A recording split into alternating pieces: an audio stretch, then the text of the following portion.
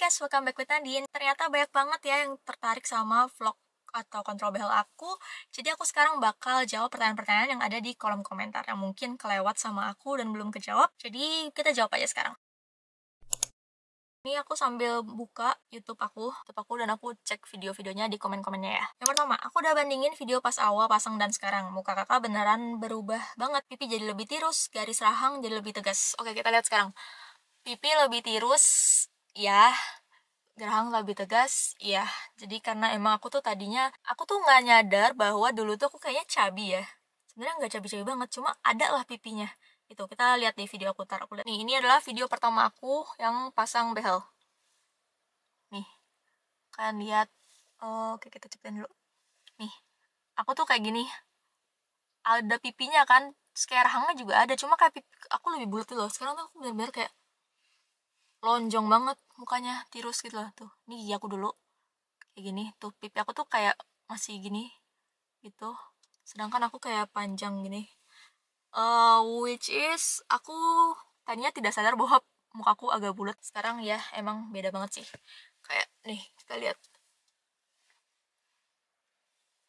Cuma aku agak suka dan gak suka. Kalau misalnya aku ngomong gini ya kelihatan oke, tapi kadang aku kok senyum kayak kayaknya kayak kopong banget itu loh, kayak kayak aku nggak bener-bener gak ada pipinya nih tuh.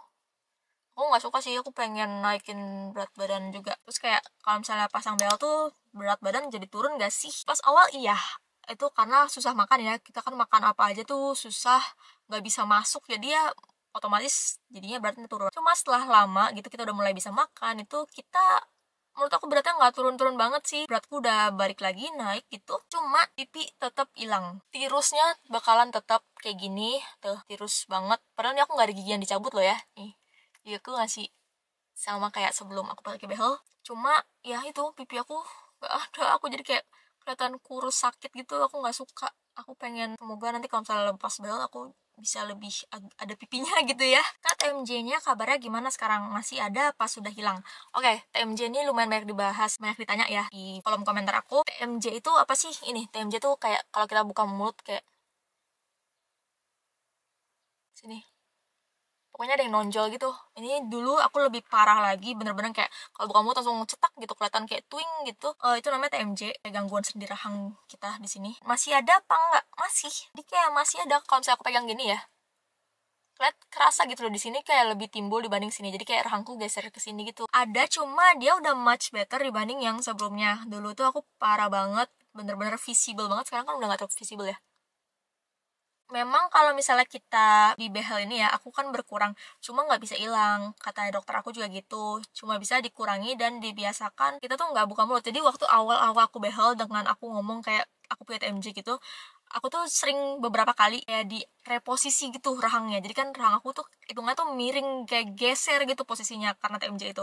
Jadi pas aku tiduran gitu di kursi dentisnya, ortodontisnya, itu aku kayak rahangku bener-bener buka, terus kayak cetak gitu, di kayak benerin posisiin gitu, kayak dan itu kayak agak kayak aduh ngilu gitu. Dibilang kalau udah ya ini segini, posisi rahang kamu yang bener tuh di sini, jangan dibiasain buka mulut untuk mendengar sensasi cetak di sini, kan emang kayak agak satisfying ya, kayak cetak gitu. Jangan dibiasain, itu malah bakal memperburuk TMJ kalian. Jadi selama aku pakai behel dibiasakan bahwa buka mulut aku maksimal 3 jari apa 2 deh kira-kira. Dipaksa tuh udah maksimal segitu, nggak bisa lebih lagi. Itu hasil dari reposisi gitu, mulut aku otomatis nggak bisa terbuka terlalu lebar.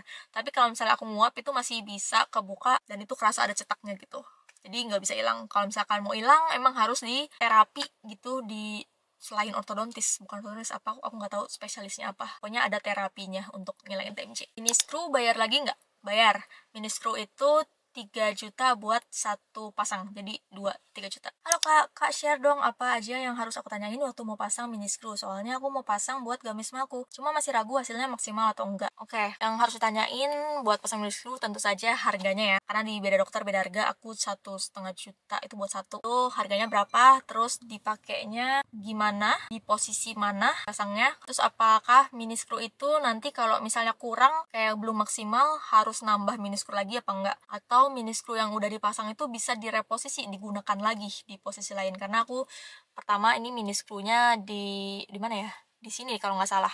Terus habis itu dokternya bilang kalau misalnya nanti masih kurang maksimal, itu nanti aku bakal perlu ditambahin mini screw lagi di sini, dan itu bakal free of charge. Dokter aku bilang kayak gitu. Jadi aku pikir itu bakal nanti aku tambah lagi, tapi ternyata setelah seiring jalan dokternya menemukan bahwa mini screw ini tuh bisa direposisi, bisa digunakan ulang tuh jenis yang merek itu. Aku brandnya kalau nggak salah Omco yang aku pakai. Jadi akhirnya aku nggak jadi tambahin mini screw lagi, tapi mini screw aku yang tadi di sini tuh dipindahin gitu. Dan itu udah berkali-kali, mungkin ada lebih dari 3 kali aku mini screw-nya udah direposisi, dipindah-pindah. Dan itu masih so far masih aman, cuma rasanya menurut aku makin lama semakin sakit ya. Jadi kayak mungkin dia udah nggak tajam apa gimana kayak gitu. Dibanding pas awal itu mini screw aku kayak strong banget, sekarang kayak jadi gampang goyang kayak gitu. Kalau pasang behel di dokter gigi yang punya pengalaman pasang behel tapi bukan dokter orto, aman nggak ya? Nggak aman menurut aku, karena jadi ortodontis itu adalah dokter spesialis yang dia udah belajar 3 tahun, 4 tahun untuk khusus behel aja, behel dan rahang kita gitu. Kan bayangin kalian mau di dokter yang punya pengalaman tapi nggak ada kayak sertifikasinya, mungkin aku nggak tahu sih istilahnya apa ya kalau di dokter gigi, tapi pokoknya intinya yang aku tahu kalau misalnya untuk yang menangani behel wajib ortodontis sih. Jadi kalau misalnya kalian mau coba di yang dokter gigi umum biasa, coba pikir-pikir lagi ya. Dokter Kanadin baik banget ngajak ngobrol tentang tindakan yang dilakukan setiap kontrol, karena banyak di luar sana yang dapat dokter pas tindakan malah bahas pasien lain dengan asistennya dan pasien yang di depannya dicuekin. Yes, dokter aku emang baik banget dan informatif ya. Jadi aku tanya apa itu bakal dijelasin gitu, tapi kuncinya itu kalian memang harus banyak nanya. Jadi kalian jangan diem aja gitu, jangan malu lah ya. Pokoknya intinya kalau misalnya kalian lagi kontrol behel, itu kalian harus aktif banyak nanya sebanyak mungkin gitu. Jadi karena itu dengan kalian banyak nanya tuh kan jadi lebih yakin dengan apa yang kalian jalani. Jadi nggak ujuk-ujuk kok sakit, ini kenapa tiba-tiba kayak gini, ini kenapa kayak gitu. Jadi kan ujung-ujungnya kalian jadi nggak yakin sama dokter kalian sendiri gitu. Jadi kalian harus emang banyak nanya, jadi kalian tahu setiap yang dilakukan itu apa kayak gitu. Dan gimana caranya kalian dapat dokter yang kayak aku gitu ya, informatif dan enak diajak bicara, itu adalah gunanya kalian pas awal itu kan harus konsultasi sebelum pasang behel itu ke beberapa dokter, jangan cuma ke satu aja terus kalian langsung pasang. Kalian ke beberapa dulu, aku sendiri ke 4 dokter sebelum aku tentuin buat pasang di satu dokter gitu. Itu gunanya buat apa aja? Satu, buat kita tahu kompetensinya dokter itu seperti apa, kayak apakah dia mampu menghandle kasus kita atau enggak. Terus habis itu juga bagaimana dokter itu cara dia berkomunikasi sama kita kayak gitu. Apakah kamu nyaman mendengar perkataan dokter itu atau enggak. Kan kadang kayak ada dokter yang jago, pintar, tapi kayak dari kata-katanya tuh nggak enak gitu ngedengarnya. Jadi itu ya berarti kalian jangan pasang di situ. Cari dokter yang kalian nyaman dan bisa diajak komunikasi. Jadi emang harus dua arah sih. Makanya kalian dari awal wajib buat coba-cobain dulu di dokter mana yang kalian paling cocok. Terus kalau udah selesai, spill total biaya yang dikeluarkan selama ini habis berapa ya. Oke, jadi dulu aku udah pernah spill biayanya. Coba scroll aja di video yang di bawah, ada spill aku biaya pas aku mau pasang itu berapa. Terus ini sekarang aku udah hampir 2 tahun pasang behel, dan update sekarang itu udah total 21 jutaan yang udah aku keluarin. Tapi itu belum sampai akhir ya, karena aku kira-kira masih mungkin 4 bulanan lagi, terus belum tambah retainer dan lain-lain. Nanti aku bakal update lagi ya. Kakak pakai spesialis ortodonti atau dokter gigi umum? Kak, aku ortodontis ya. Kak, rubber band atau karet elastisnya beli di klinik atau di online, Kak? Wajib di klinik ya, karena kita nggak bisa asal belinya, jadi nggak bisa gitu ya, tergantung di resepinnya yang ukuran apa, ketebalannya berapa, itu yang kita pakai. Dan kayak jangka waktunya juga itu dokter yang nentuin, nggak bisa beli sendiri. Kakak ada rencana ganti dokter kah? Aku lihat dari judul sebelumnya rencana ganti dokter sih enggak, cuma aku ada rencana buat pindah ke luar kota. Jadinya ya mau nggak mau nanti lihat perkembangannya, apakah kalau misalnya gigi aku masih lama mungkin aku perlu harus cari dokter, atau aku bakal bolak-balik Bogor dan luar kota. Itu nanti kita lihat ke depannya ya. Makanya subscribe dulu biar kalian gak ketinggalan kalau misalnya aku ada update berikutnya. Oke, sekali kontrol biayanya sekitaran berapa ya? Aku dulu kontrolnya 200.000, terus naik harganya jadi 250.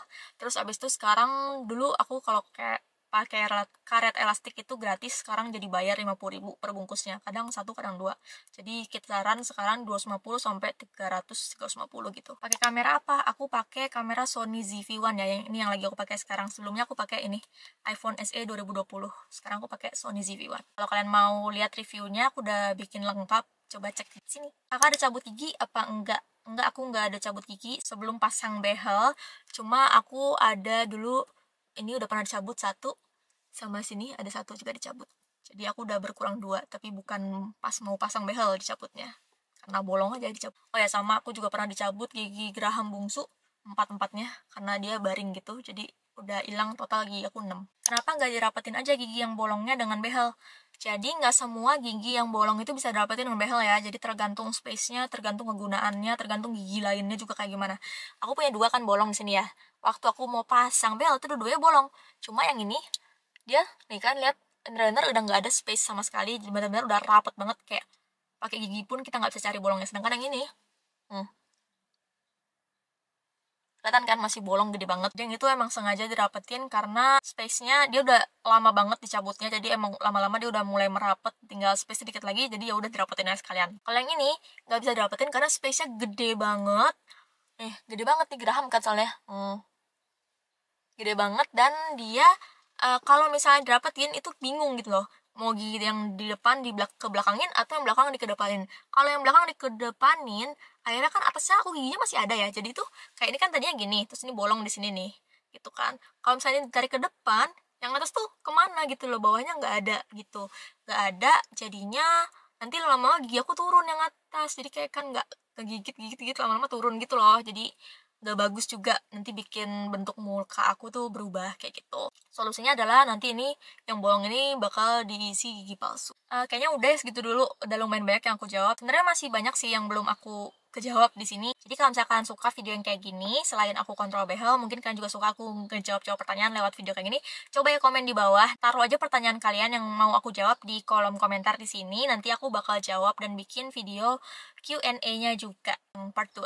Jadi komen di bawah ya, yang banyak, sebanyak apapun nanti kalian bakal aku jawab. Dan kalau misalnya kalian belum nonton, aku juga sering banget bikin vlog tentang aku kontrol behel. Jadi dari aku sebelum kontrol, terus habis itu aku ke dokter gigi, diapain aja, dan kata dokternya apa aja, sama setelah, terus review aku kayak gimana di kontrol itu selama hari itu, sebulan itu. Kalian bisa cek di playlist di sini, aku udah bikin lengkap dari aku pertama kali pasang behel sampai sekarang, aku udah mau hampir 2 tahun. Cek di playlist ini ya. Dan kalau misalnya kalian mau tahu tentang pasangan gigi palsu ini yang nanti aku bakal harus pasang, itu kalian bisa cek di sini. Aku udah bikin videonya, aku tanya-tanya ke dokter harganya gigi palsu, terus kayak berapa jenis-jenisnya apa aja, cek di video di sini. Dan kalau misalkan belum lihat video aku yang terbaru tentang kontrol behel aku, bisa cek videonya di sini. Jangan lupa subscribe biar kalian gak ketinggalan kalau misalnya aku ada update di video selanjutnya.